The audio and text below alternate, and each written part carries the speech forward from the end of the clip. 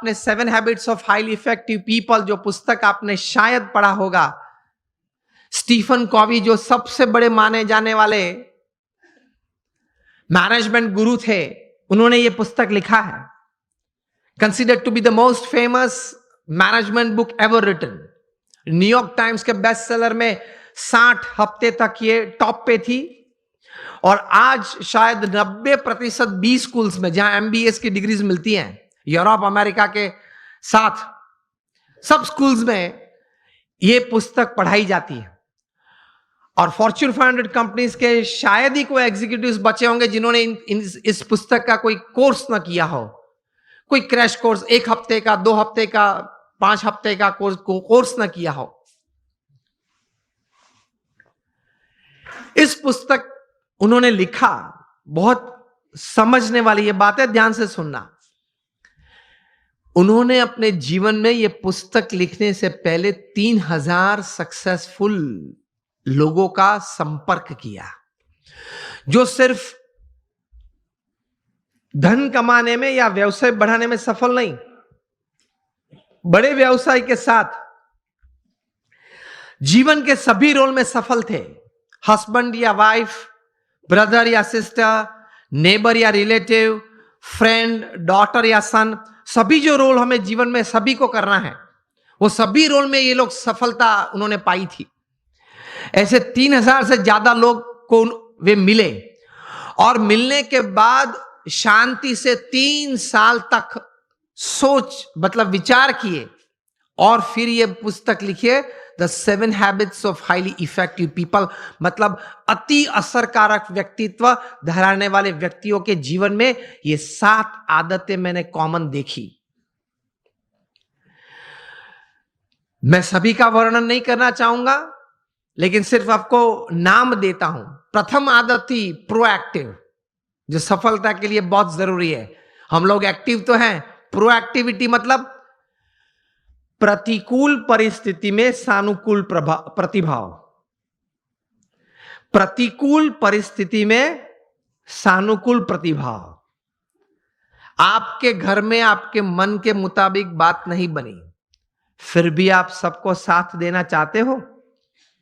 आप जो ट्रस्ट में हो, जो संस्था में हो, जिसमें आपका प्रोजेक्ट, आपका विचार अच्छे थे, लेकिन सर्वानुमत से वो स्वीकार नहीं किया गया और किसी और का विचार स्वीकार किया गया, फिर भी आप इतने उत्साह से उस प्रोजेक्ट में अपने आप को वो सेवा में जोड़ सकते हो। ये बोलते हैं प्रतिकूल परिस्थिति में सानुकूल प्रतिभाव। आपका किसी ने अपमान किया, फिर उस वक्त आप स्थिर रह सकते हो। यह सफलता के लिए बहुत जरूरी है। कोई बड़ी आपत्ति आपके जीवन में आ गई, a setback, a failure is part of life, लेकिन उस वक्त आप स्थिर रहे। आपने जो विचार या उस वक्त जो एक्शंस बताए, वो नीति नियम के अनुसार थे या गैर रीति में आप चले गए। प्रतिकूल परिस्थिति में सानुकूल प्रतिभाव। किसी ने चांटा मारा, फिर भी आप हंस रहे, हंस सकते हैं। To keep yourself stable is the first important aspect. प्रतिकूल परिस्थिति में सानुकूल प्रतिभाव। दूसरी बात लिखते हैं, begin with the end in mind. जो भी आप करना चाहते हैं, तो उसका अंतिम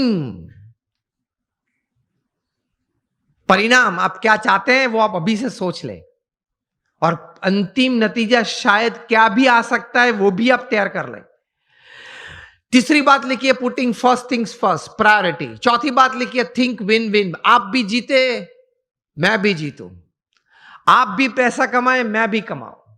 आप भी सुखी हो, मैं भी सुखी हूं। क्योंकि ये नेट का जमाना है, एज ऑफ इंफॉर्मेशन है, क्वालिटी कंट्रोल का जमाना है। आप किसी व्यक्ति या किसी कलीग के साथ 1 बार 2 बार चीटिंग कर पाओगे, तीसरी और चौथी बार नहीं। यस और नो? Think win win. मैं जिसके साथ धंधा करता हूं वो भी जीते, मैं भी जीतूं। वो भी सुखी हो, मैं भी सुखी हूं, दोनों कमाए। 5वीं बात लिखी थी, seek first to understand and then to be understood. ये मिलियनर यूथ समृद्ध जीवन के लिए ये आदत बहुत जरूरी है। Seek first to understand and then to be understood. आप पहले वो व्यक्ति को समझने का प्रयत्न करें, फिर वो व्यक्ति मुझे समझे ऐसी अपेक्षा रखे। हमारी बात ये होती है कि देख तू मेरा सुन, पहले तू मेरी बात सुन। ये स्टीफन कॉवी लिखते हैं, ये 3000 सक्सेसफुल पीपल के जीवन में ये आदत थी। पहले वे सामने वाले व्यक्ति को शांति से सुनते थे। कभी हम सुनते हैं तो उसके पीछे हमारा विचार ये रहता है कि इसको उत्तर क्या दूं। उत्तर देने के लिए मत सुनना। स्टीफन कॉवी लिखते हैं एम्फैटिक लिसनिंग, समझने के लिए सुनना।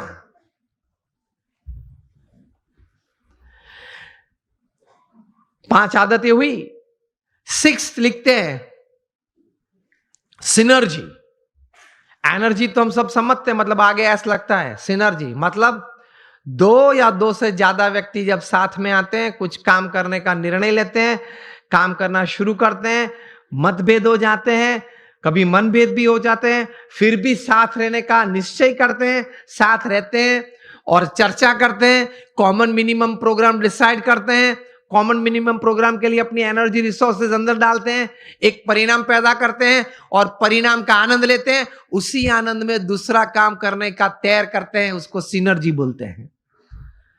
ये सिनर्जी के साथ काम करना वो आपको समृद्ध बनाएगा। लेकिन हमारी विचारधारा और आदत ऐसी है, 1 इंडियन इक्वल टू 3 जापानीज। एक भारतीय, उसमें इतनी ताकत होती है, 3 जापानीज जो काम कर सकते हैं वो एक भारतीय कर सकता है। 1 Indian equal to 3 Japanese, 2 Indians equal to 1 Japanese. अब पता चला, जब 2 भारतीय साथ में आते हैं ना, तब संप टूटता है। मेरे हिसाब से करना है, वो बोले मेरे हिसाब से करना है, तो फिर दोनों की शक्ति साथ में आती है तो भी कितनी बन जाती है? 1 जापानीज जैसी। And 3 Indians equal to 0। 3 साथ में आ जाते हैं तो 0 बन जाता है। मुझे तो अभी कहा गया कि सब यहां जो आपकी टीम है जीतो की और ये ऑर्गेनाइजेशन के, सब कई बार बात करते थे, सब जब पीछे बैठे थे, बहुत सम से बहुत अच्छी टीम बनी है और बहुत अच्छा कार्य कर रहे हैं। बोल रहे थे कि सब यहां देने आए हैं, निस्वार्थ भाव से सेवा करने आए हैं। तो ये एक भावना है तो ही इतना बड़ा काम होता है, वरना कैसे होता है।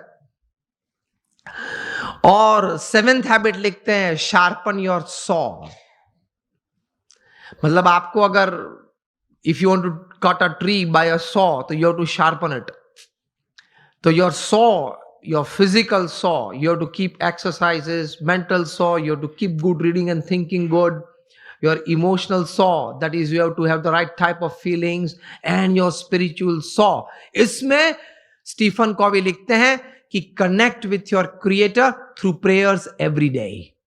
आप अपने सर्जनहार के साथ संबंध नित्य रखना प्रार्थना के रूप से। ये 3000 सफल व्यक्ति के जीवन में उन्होंने भगवान के प्रति श्रद्धा दृढ़ देखी।